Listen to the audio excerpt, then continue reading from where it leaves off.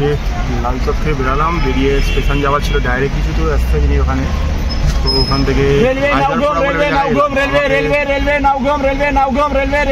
মানে ট্রাফিক বলে দিল, ট্রাফিক সিগনালে ছিল যে আপনি হায়দারপাড়া চলে যান, ওখান থেকে পেয়ে যাবেন। তো 20 টাকা দিয়ে হায়দারপাড়া এলাম। তো ওখানে এসে একটা গাড়ি ধরে নিলাম, সে রেলওয়ে চিল্লাচ্ছিল। এখন এটাই করে স্টেশনের দিকে যাব, কারণ এখানে এরকম শেয়ারিং গাড়ি ম্যাক্সিমাম চলে। আমাদের ওখানে যেন অটো, এখানে এটা এইভাবে চলে। শুনতে পাচ্ছেন হাঁক ডাক দিচ্ছে নওগাম রেলওয়ে। তো ওইভাবেই যেতে হবে। রিজার্ভ করে এলে অনেক টাকা পড়ে যায়, আপনার 300 টাকা মতো পড়ে যায়। আর শেয়ারিংয়ে গেলে হয়তো আপনার এক একজনের 40 থেকে 50 টাকার মধ্যে হয়ে যায়। সেটা আমার জন্য খারাপ, বেটার অপশন। এখন এইভাবেই যাবো, স্টেশনে পৌঁছে তারপরে স্টেশন থেকে টিকিট কেটে মানিয়ালের দিকে উড়ানছু, তারপর মানিয়াল থেকে আবার জম্মুর পথে যাত্রা। সেই ব্যাপার। এখন 11:50 আমি বেরিয়েছিলাম মোটামুটি 11:20 দিকে। তো দেখি কখন কি পৌঁছাতে পারছি। মোটামুটি গাড়িতে হয়ে গেছে, 4 জন হয়েছে মোটামুটি। এরা 8-10 জন হলেই গাড়িটা ছাড়ে। তো দেখা যাক, রাস্তাতেও লোক ওঠে না। আমি আগের গাড়িটা তো তাই ছিল, আমি ওঠার পরে আরেকজন উঠলো, তবে ছেড়ে দিল, আর লোক রাস্তায় নামছে উঠছে। ওই অটোর মতো সিস্টেমটা এখানে আর কি। তো দেখা যাক কত দূর কি পৌঁছাতে পারছি। 12:43, আশা করছি তার মধ্যে পৌঁছে যেতে পারো। তো গাড়ি মোটামুটি ভরে গেছে, 9 জন হয়ে গেছি, গাড়ি ছেড়ে দিয়েছে। তো গাড়ি আবার চলছে। এখানে স্টেশনটা, এয়ারপোর্টটা একদম শহরের অনেকটা বাইরের দিকে, তার জন্য এখানে একটু গাড়ি পাওয়াটা ডাইরেক্ট মুশকিল হয়। রিজার্ভ নিলেই একমাত্র সম্ভব। আর ভেঙে এলে ঠিক আছে, কারণ আমি যা দেখলাম লালচক থেকে মোটামুটি স্টেশনের দূরত্ব নাও করে হলেও 15 কিলোমিটারের কাছাকাছি। মানে বুঝতে পারছেন ওটা দূর। আমাদের শহরে কী হয়, 2-4 কিলোমিটারের মধ্যে কিন্তু আমরা স্টেশন পেয়ে যাই, বাট এখানটা অনেকটাই দূর। তো যার জন্য একটু যেতে সময় লাগছে আর কি। তো আমি যে হায়দারপুর গাড়িতে উঠলাম, এখান থেকে দেখাচ্ছে 8 কিলোমিটার হায়দারপুরা থেকে। মানে বুঝতে পারছেন 8 কিলোমিটার আমাকে এখনও যেতে হবে। তো ঠিক আছে, মোটামুটি 40-50 টাকা তো খরচা হচ্ছে আমার ব্রেক জার্নিতে। তাও বলবো ফার বেটার, কারণ 300 টাকা দিয়ে অটো রিজার্ভ করা কোনো মানেই হয় না। আর ওরা এইসব দেখলে আরও বেশি হাঁকে আর কি, টুরিস্ট দেখলে। আর আপনি যদি এরকম লোকাল লোকের মতো শেয়ার গাড়িতে ট্রাভেল করেন, সেটা আপনার জন্য ফার বেটার হয়।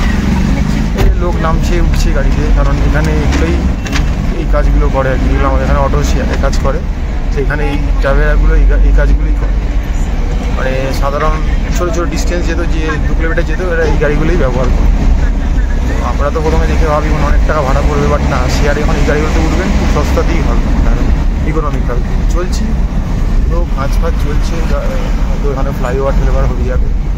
মানে ওটা কাশ্মীর জুড়ে যে পরিমাণে ডেভেলপ হচ্ছে, আগামী 2-5 বছরে একটা মেট্রো সিটিতে পরিণত হবে আসতে পারে। এখন তো স্মার্ট সিটি, বাট ওই জায়গায় মেট্রো সিটি হয়ে যাবে, একটা ব্যাপার স্যাপার।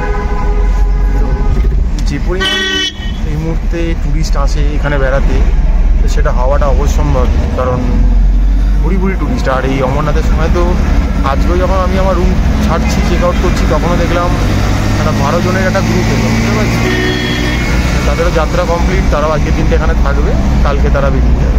তো প্রচুর লোক আসছে বালটাল থেকে, যারা নামছে ম্যাক্সিমাম লোকই বালটাল থেকে নামে। তো বালটাল থেকে নেমে তাদের উদ্দেশ্য থাকে হয় যাত্রী নিবাস, আর নাহলে এই ডালা রুটের ডরমেটারিটা। মানে সবাই চায় একটু সস্তাতে থাকতে, কারণ কাশ্মীর একটু অবভিয়াসলি একটু না, অনেকটাই কস্টলি থাকা খাওয়া খরচ। তো যতটা সেভ করা যায়, আর গ্রুপে এলে অনেক লোক এলে একসাথে থাকলে তো আরও সুবিধাই হয়। আপনি 6-7 জনের গ্রুপ, মানে একটা গোটা ঘর পেয়ে গেলে, মানে আপনার রুমই পেয়ে গেলে, অসুবিধার কিছু নেই। তো আমি যখন বেরোচ্ছি তখন আমার রুমটা ফাঁকা হয়ে গেল। এই রুমের 7 জন, আরেকটা রুমে 5 জন, টোটাল 12 জনকে অ্যাকোমোডেট করা হচ্ছে। মানে 6 করেই 2 জায়গায় অ্যাকোমোডেট করা হচ্ছে আর কি। তো চলছি, আর গাড়ি থেকে লোক নামছে উঠছে এগুলো লেগেই রয়েছে। বললাম এখনও অনেকটা ডিস্টেন্স হচ্ছে, আশা করছি আর 10-12 মিনিটের মধ্যে পৌঁছে যাবো। আর 10-12 মিনিট লাগবে আমার পৌঁছে গেলে। তারপর মানে এখন দেখছি স্টেশনের সামনে নিয়ে যান, আর মেন রোডে নামিয়ে। মেন রোডে নামালে মিনিমাম আরও 5 মিনিট হাঁটতে হবে, কারণ স্টেশনটা খুবই ভিতরে, মেন রোড থেকে খুবই ভেতরে। যদি এখনও রেলওয়ে করে হাঁকছে, যদি স্টেশনে নিয়ে যেতে খুব ভালো। আর যদি আর টিকিট বোধহয় 20 টাকা মতো পড়বে মেবি, আই থিঙ্ক। দেখা যাক। রেলওয়ে নাওগাম। তো আগের দিন 20 টাকা দিয়ে এসেছি, টিকিট কেটে উঠবো ট্রেনে, তারপর দেখাবো কী হচ্ছে। সিট পেলে ভালো, বাট ট্রেনে এখন প্রচুর ভিড় হয়, লোকাল যাত্রী প্রচুর।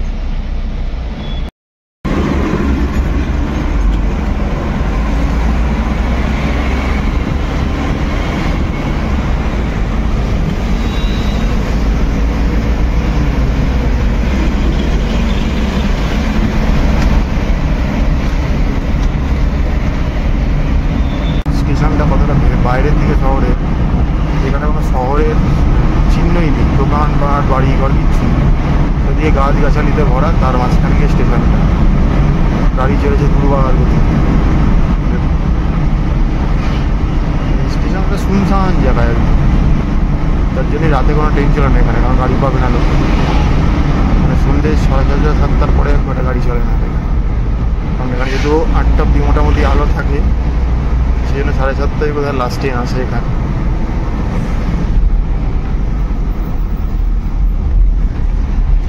তবে আগামী দিনে আর বছরখানেকের মধ্যে এই স্টেশন এলাকা সব পাল্টে যাবে, কারণ তখন সব ট্রেনই, লং জার্নির সব ট্রেনই এখানে চলে আসবে শ্রীনগর অব্দি। তখন এটা দেখবেন জয়েন্ট হাব হয়ে গেছে, এখান থেকেই সব গাড়ি যখন কন্ডাক্ট হচ্ছে। তো অপেক্ষার দিন শেষ হওয়ার পথেই, হয়তো আর একটা বছর, মানে 2024 থেকে 25 থেকে সব পাল্টে যাবে, তখন আসতে আর এত কষ্ট হবে না, ডাইরেক্টই সব হয়ে যাবে।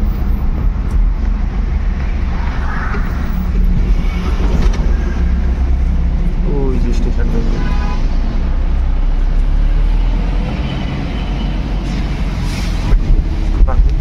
ওখান থেকে গাড়ি ধরে গেছিলাম, গাড়িটা মনে হচ্ছে স্টেশন অব্দি আমাদের নিয়ে যাবে।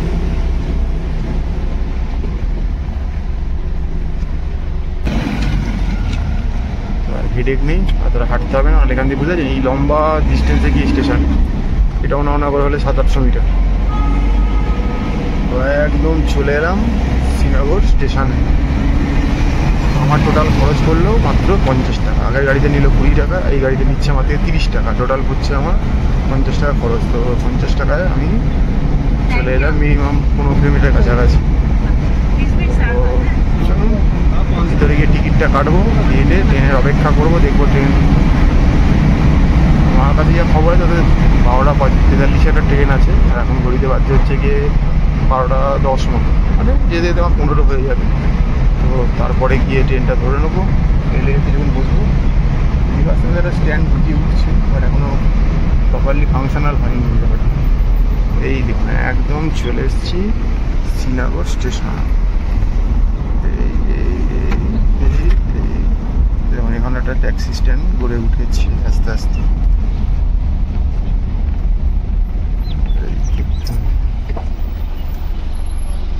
নিচ থেকে ওপরে এলাম ফার্স্ট ফ্লোরে, এখানে দেখুন এক্সিকিউটিভ রুমের মতো ব্যবস্থা করা হয়েছে, কিন্তু এখন এটা ফাংশনাল করা হয়নি। ভেতরে চেয়ারপত্র দেওয়া রয়েছে, এখানে খুব সুন্দর সুন্দর দরজা, সেই চিনার গাছের কাঠ দিয়ে, খুবই সুন্দর স্টেশনটা।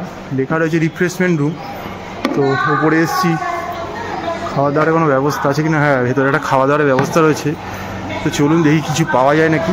আমি এমনি কিছু লিকুইডই খাবো, তো ভেতরে আসি দেখি। হ্যাঁ, ভেতরে বসার জায়গা টাকা রয়েছে ব্যবস্থা,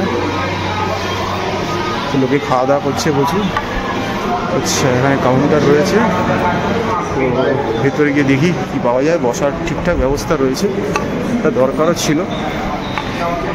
তো একটা কোল্ড ড্রিঙ্কস গরম লাগছে, তো ভালো একটা কোল্ড ড্রিঙ্কস খাই, যদি এটা কখনোই প্রমোশনালের জন্য নয় বা খাওয়ার জন্য প্রমোট করছি না, এখন জাস্ট খাবো বলে নিয়েছি একটু। গরমটা প্রচুর আছে, ঘাম হচ্ছে না, বাট গরম রয়েছে। ওই কোল্ড ড্রিঙ্কস বাট এখানে খাওয়া দাওয়ার ব্যবস্থা রয়েছে, আপনি মেন কোর্সও খেতে পারবেন। সেগুলো আমি আর দেখলাম না এখানে, নিচে চলে যাচ্ছে, হয়তো ট্রেন চলে আসবে একটু পরেই। তো এলে এখানে খাওয়া দাওয়া করতে পারবেন। আগামীতে কিন্তু একটা বড় সড়ো একটা ব্যবস্থাপনা হতে যাচ্ছে, অপেক্ষায় থাকুন, সেগুলো দেখাবো একদিন হয়ে গেলে। এই যে দেখুন কাশ্মীরের রেলওয়ে স্টেশন, এই নিয়ে আমার তৃতীয়বার এই স্টেশনে আসা হচ্ছে। এই ট্যুরেই দুবার এলাম, আর আগের ট্যুরে একবার এসেছিলাম। তো একদম ঝাঁ চকচকে সুন্দর বানানো। ঘড়িতে এখন 12:22 বাজে, 12:43 ট্রেন, আর হয়তো ম্যাক্সিমাম 20 মিনিট, তারপর ট্রেন চলে আসবে। ট্রেনে করে ঝিকঝিক বানিহালের পথে। যে দেখতে পাচ্ছেন চলে এসছে ICF কোচ একখানা। ICF থেকে তৈরি এই কোচটা। এটা আই থিঙ্ক এটা DMU, অর্থাৎ এটা ডিজেলেই চলছে। আই থিঙ্ক এটা বোধহয় ইলেকট্রিক নয়, এখানে একটু আসতেই চলছে। এইটা করেই আমরা চলে যাব বানিহালের মধ্যে।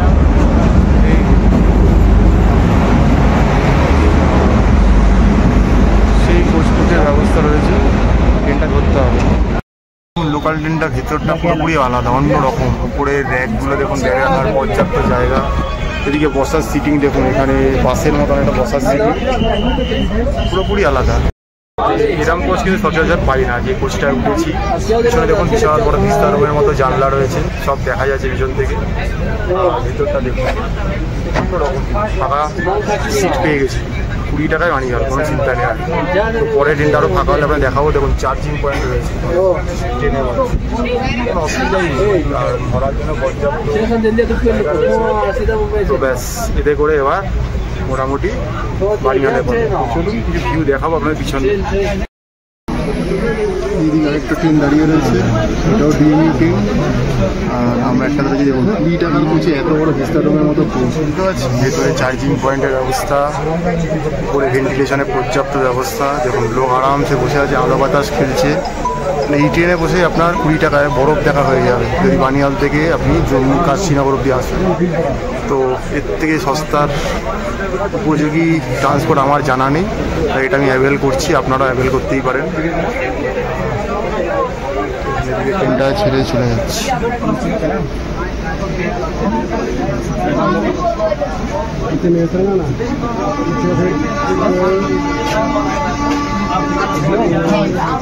নতুন প্যাটার্নের কোচগুলোকে লাগানো হয়েছে। কত উন্নত করা যায় এই জায়গাটাকে, উন্নত করার সব রকম ব্যবস্থা সরকার হাতে তুলে নিয়েছে। আমাদের ট্রেনও ছেড়ে দিল, এটাও ছেড়ে দিল, এই ছেড়ে চলে যাচ্ছে।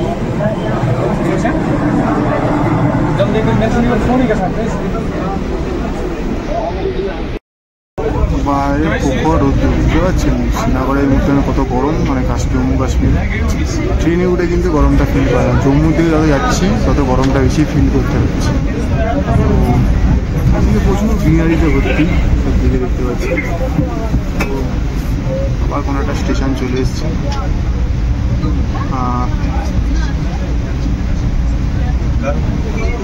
বিচ বেহারা স্টেশনের নাম দেখুন চলে এসছে। ফাঁকাই রয়েছে স্টেশনগুলো সব। ট্রেনের ভেতরে আরেকবার দেখিয়ে দিই, ঝাঁ চকচকে পরিষ্কার, কোনো ভিড়ভাড় নেই ট্রেনে, আরামসে জার্নি করা যাচ্ছে। লোক উঠছে নামছে, ট্রাভেল করতে পারেন বেস্ট ওয়ে। জম্মু থেকে শ্রীনগর থেকে অন্তত বানিহাল যাওয়া, আগামী দিনে জম্মু। তো আবার একটা স্টেশন চলে এসেছে, ট্রেনটায় করে যখন যাচ্ছি এখানকার অনেক লোকাল লোকের সাথে কথা হচ্ছে, তো তারাও বলছে আপনারা ঠিকঠাক রাস্তা চুজ করেছেন, তাহলে অনেক ঘুরবো থেকে বাই রোড গেলে আপনার অনেক খরচাও হতো, প্লাস অনেক সময় নষ্ট হতো, সেটা আপনার হচ্ছে না। তো বলছি আপনি এটা জানলেন কী করে রাস্তার ব্যাপারে? আমি প্রত্যেকবারই কাশ্মীর আসি, আর আমি এর আগেও যাত্রাটা করেছি, এই ট্রেনে চেপেছি, তাই আমার কোনো অসুবিধা হওয়ার কারণ নয়। তো বলছে ভেরি গুড, সব বললো, মানে এখানকার একদম লোকাল লোক যারা আর কি, তারা বললে আপনি এখান থেকে নেমে গাড়ি পেয়ে যাবেন, বাস পেয়ে যাবেন বানিহাল থেকে, তো আপনি জম্মু আসলে পৌঁছান। সে তো আমি জানি, সন্ধ্যের মধ্যে পৌঁছার চেষ্টা করলেও তাড়াতাড়ি যাওয়া যায়।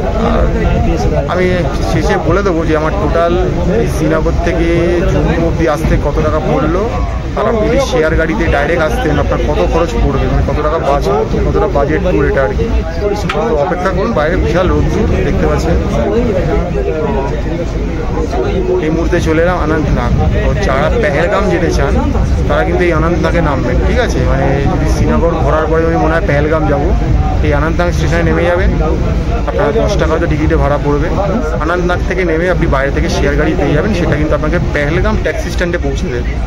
আর যদি জম্মু থেকেও আসার হয় একই ব্যাপার, বানিহাল অব্দি আসবেন, বানিহাল থেকে টিকিট কেটে অনন্তনাগে নামবেন, ওখানে নেমেও একই কথা বলবেন যে আমি পেহেলগাম ট্যাক্সি স্ট্যান্ড যাবো, তো আপনাকে ওরা নামিয়ে দেবে। তো খুব ইজি ওয়েতে কিন্তু কাশ্মীর ঘোরা যায়। কাশ্মীর যেমন আসতে খরচ আছে ইজি ওয়ে, আপনি যদি বাড়ি থেকে মনে করেন স্লিপার কোচে আসবেন খুব সস্তায় কিন্তু একটা মানুষ কিন্তু ঘুরে নিতেই পারেন। ফলে আপনারা ট্রাভেল এজেন্টদের উপর ভরসা না করে একটু আমাদের এই ব্লগগুলো যদি দেখেন আপনাদের কিন্তু বাজেট ট্যুরের সুলভ সন্ধান কিন্তু এখানেই দেওয়া হয়। তো আপনারা একবার করে দেখুন, যদি মনে হয় খুব প্রবলেমেটিক সেটা আমাদের বলবেন কমেন্টসে, আর যদি মনে হয় আপনাদের উপকার হয়েছে তাহলে সেটাও জানাবেন। তো আপনাদের জন্যই ভিডিওগুলো আরও বেশি করে করা হয়, যাতে আপনারা এই জায়গাটায় যেটাকে দূরের বলাকা মনে হয় সেটা যাতে দূরের বলাকা না হয়, যেন আপনার কাছের হয়ে ওঠে, সেই জন্য এগুলো আপনার সামনে আরও বেশি করে তুলে ধরা হয়। তো দেখতে থাকুন, আমি শেষে জম্মু পৌঁছে বলে দেবো আমার শ্রীনগর থেকে জম্মু আসতে কত টাকা খরচ হলো।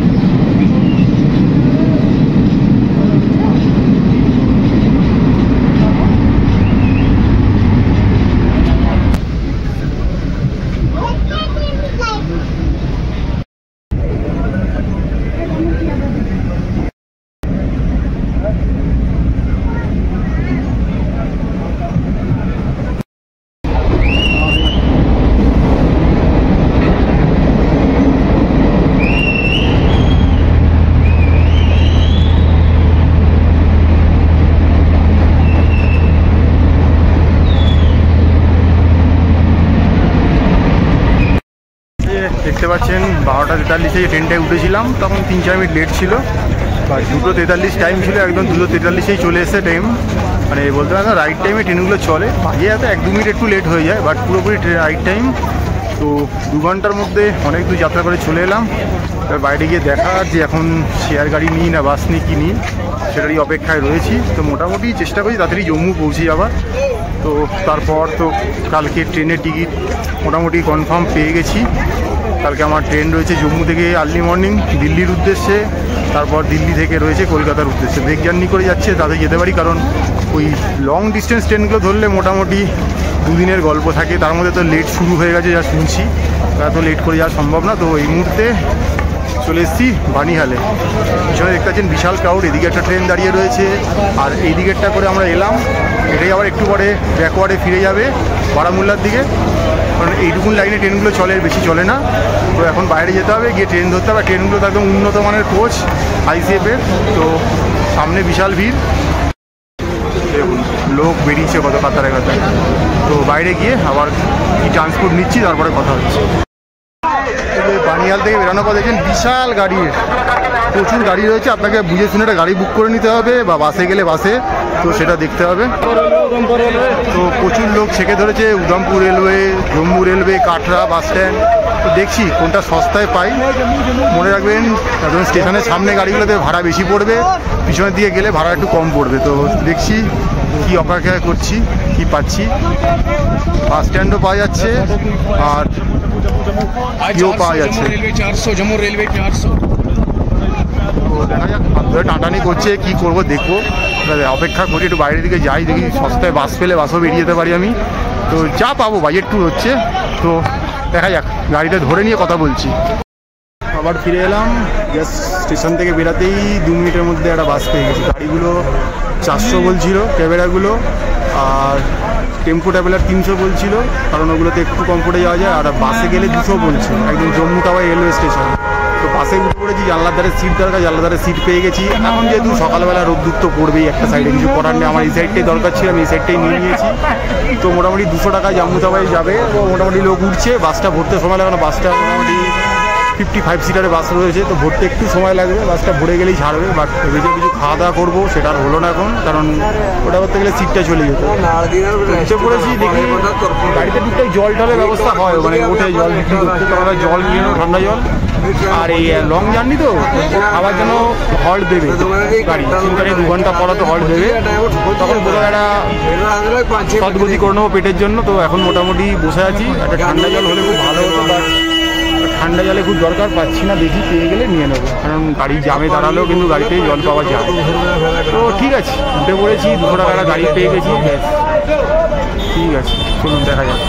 যতটা পাচ্ছি বাজেটে করার চেষ্টা করছি, বাকিটা তো দেখছি যে কী হয়। বিশাল জাম লেগেছে, আমার 3টের সময় গাড়িতে উঠেছি, গাড়ি ছাড়লো 3:30, গাড়ি ঘুরতেই সময় চলে গেল। আর গাড়িতে ভাড়া নিচ্ছে মাত্র 200 টাকা। তো দেখি 200 টাকা কখন গিয়ে পৌঁছানো যায়, বিশাল জাম।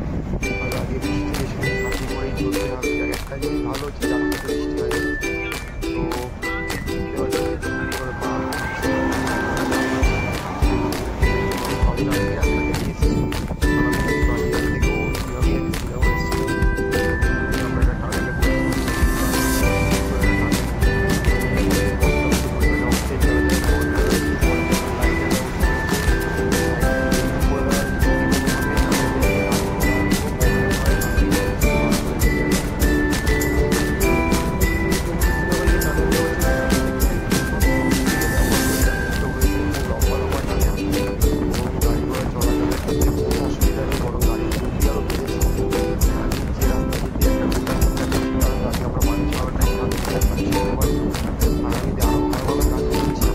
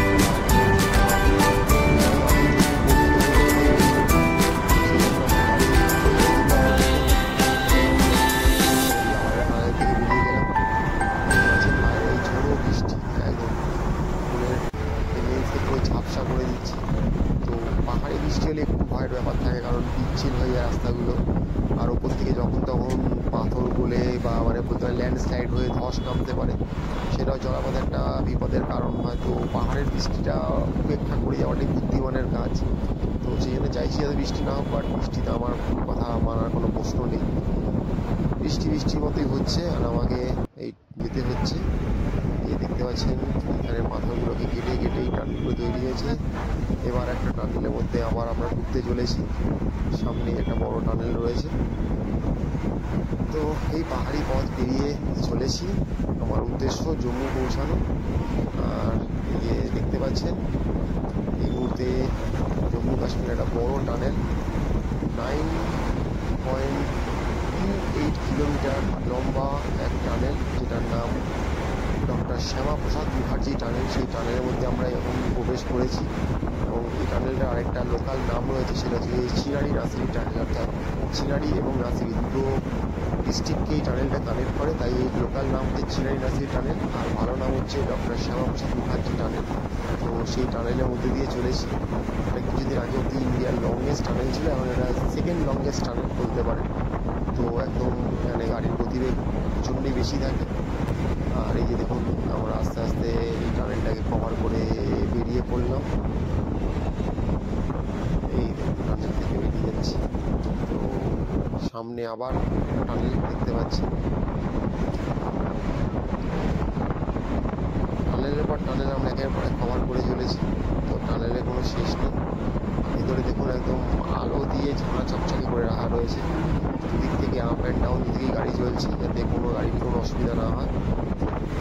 তো বলতে পারেন কাশ্মীর এখন প্রত্যেকটা ভারতবাসীর কাছে হাতের মুঠোর মধ্যে চলে এসেছে, যেটা একসময় অনেকটাই দূরের ছিল। আমরা দূরে সরিয়ে রেখেছিলাম কাশ্মীরকে, সে রাজনৈতিক কারণেই বলুন, দূরত্বের কারণেই বলুন, বাট আজ কিন্তু সব কিছুকে সরিয়ে আমরা কিন্তু কাশ্মীরকে অনেকটাই আপন করে নিতে পেরেছি। তো আগামীতেও আবারও কাশ্মীর বা শ্রীনগর বা জম্মু আসার ইচ্ছা রইল, আগামীতে অমরনাথ যাত্রা করারও ইচ্ছা রইল। তো আপনারা যারা আগামীতে মনে করছেন আসবেন, নির্দ্বিধায় চলে আসতে পারেন। জম্মু, শ্রীনগর, কাশ্মীর কোথাও কোনো অসুবিধার হবে না আপনার, চলার মতো মসৃণ। আগামীতে হয়তো রেলপথে আরও ভালোভাবে জম্মু শ্রীনগর জুড়ে যাবে, তখন হয়তো সারা ভারতের সঙ্গেই এই রেলপথে হয়তো শ্রীনগর জুড়ে যাবে, তখন হয়তো আসাটা আরও ভালো হয়ে যাবে, আমাদের জন্য অনেক সস্তার হয়ে যাবে এবং সুবিধা হয়ে যাবে, অনেক টাইম কমে যাবে। তো দেখতে পাচ্ছেন বিভিন্ন টানেলগুলোকে পেরিয়ে পেরিয়ে আমরা চলে আসছি। তো সামনের দৃশ্যপট সুন্দর হয়ে যাচ্ছে। বাইরে প্রচণ্ড ঝড়ে বৃষ্টি, যাওয়ার এখনো পথ নেই। বাসেই রয়েছি অনেকক্ষণ পর, আবার এলাম ভিডিওতে। বাইরে প্রচণ্ড পরিমাণে বৃষ্টি, বৃষ্টি বলতে পারে ল্যান্ডস্লাইড, অ্যাক্সিডেন্ট, স্পট ডেট হয়ে যাওয়া, সব কিছু দেখেছি। মানে এত কিছু দেখার পর আর ভিডিও করার মতো কোনো ইচ্ছা ছিল না, তাই আর ভিডিও করিনি। তো মোটামুটি সেই 3টের সময় বাসে উঠেছিলাম, 3:30টায় বাস ছেড়েছিল, এখন 8টা বাজে, 4.5 ঘন্টার উপর হয়ে গেছে, এখনও পৌঁছাতে পারিনি, এখনও মানে ঘন্টাখানেক লাগবে। তো বাস চলছে, বাইরে মুষলধারে বৃষ্টি, মানে বাসে সামনের গাড়ির কাজ পরিষ্কার করার যে ওয়েফারটা সেটাই নেই, মানে যার জন্য বাড়িতে এত গাড়িতে জল পড়ছে যে গাড়িওয়ালা দেখতে পাচ্ছে না, গাড়ি থামিয়ে দিয়েছিল মাঝে রাস্তায়। তো বাসের জানলা দিয়ে ফাঁকা পুকুর দিয়ে জল পড়ছে, ওপর দিয়ে জল পড়ছে, পাবলিক খেপে গেছে, মানে বিতিকিচ্ছি ব্যাপার। তো এই নিয়েই চলছি। তো কখন পৌঁছাবো কিছু জানি না। বাইরে মোটামুটি 4টের পর থেকে এমনই অন্ধকার হয়ে গেল যে কিছুই দেখানোর মতো নেই। এখন তো ঘুরঘুরে অন্ধকার, মানে যে জম্মু কাশ্মীরে মোটামুটি 8:30 অবধি আলো থাকে, সেখানে এখন ঘুরঘুরে অন্ধকার, তাই বাইরে কিছু দেখাতে পাচ্ছি না সেইভাবে। এই বাসে এখনও রয়েছি, আর বাস কোথাও থামেনি, মানে কোনো হল্ট দেয়নি, টয়লেটের জন্যও না, খাওয়ার জন্য না, কারণ এত বৃষ্টি হচ্ছে ওর পক্ষে নামা সম্ভব না হল্ট দিলে। তো একটা মাসেই চলছি, সকাল থেকে সেই যে ব্রেকফাস্ট করে উঠেছি, ওই খাওয়া, আর কিছু খাওয়া হয়নি। ব্যাগে একটা ছোটো বান ছিল, রুটি, পাউরুটি টাইপের, ওটাই খেয়েছি, সেই খেয়েই রয়েছি। কখন পৌঁছাবো, গিয়ে কোথায় রাতে থাকবো কিচ্ছু জানি না, কী খাওয়া দাওয়া হবে কিচ্ছু জানি না। তো চলছি, দেখা যাক কী হয়, কী অপেক্ষা করে আছে। তো এখনও দেখাচ্ছে জিপিএসে ঘন্টাখানেক মতো লাগবে, মানে এখনও 25-26 কিলোমিটার মতো রাস্তা বাকি রয়েছে। আর প্রতিটা রাস্তায় যেহেতু কনস্ট্রাকশনের কাজ চলছে, এই জল ঠল জমে কাদা হয়ে একাকার অবস্থা। আর এই যে পাহাড় কেটে রাস্তাগুলো বানানো হয়, চওড়া করা হয়, তো পাহাড়গুলো তো ভঙ্গুর হয়ে থাকে, তো সেখানে বৃষ্টির জল পড়ে সেই ঝর্ণার মতো একদম সেই পাহাড়গুলোর থেকে পাথরগুলো জল পড়ে নিচে পড়ছে, সেই জল পড়ে একাকার অবস্থা রাস্তায় জমে গিয়ে। তো এই নিয়েই এখন আমাদের পথ চলা, দেখা যাক কখন গিয়ে পৌঁছাচ্ছি সেটা আপনাদের জানাবো। আর ওই যে বললাম পৌঁছাতে কত খরচ হলো, সকালবেলা আমি দুটো গাড়ি পাল্টে নওগ্রাম বা শ্রীনগর স্টেশনে এসে ওখানে 50 টাকা পড়েছিল। শ্রীনগর থেকে 20 টাকা ট্রেন ভাড়া পড়েছিল বানিহাল অব্দি, আর এই বাসটা নিচ্ছে 200 টাকা, মানে 270 টাকায় আমি শ্রীনগর থেকে জম্মু তাওয়াই স্টেশন অব্দি চলে আসতে পারলাম। তো আপনারা চাইলে এই পথটা অ্যাভেল করতেই পারেন, কোনো অসুবিধা নেই। তো নেমে জানাচ্ছি কখন কি পৌঁছালাম, কতক্ষণ ডিউরেশন লাগলো, কী হলো। ওই যে সেই 3টের সময় বাসে উঠেছিলাম, 3:30 বাস ছাড়লো, সেই বাসে যে আমাদের নামালো হচ্ছে 9:45-র সময়। তো এখন নেমে মোটামুটি একটা রুম খোঁজার পালা। তো 270 টাকায় শ্রীনগর থেকে আমি জম্মু অব্দি চলে এলাম। তো এই ভিডিওটা এখানেই রাখছি। তো দেখছি এবার কোথায় কি রুম টুম পাই, ব্যবস্থা করি, তারপর বাকি ভিডিও অন্যকে জানতে পারবেন যে কোথায় কি থাকলাম, কি করলাম। তো এই ভিডিওটা অনেকটাই বড় হলো, এত অব্দি রাখলাম। তো দেখা যাক কী হয়, অপেক্ষা করি।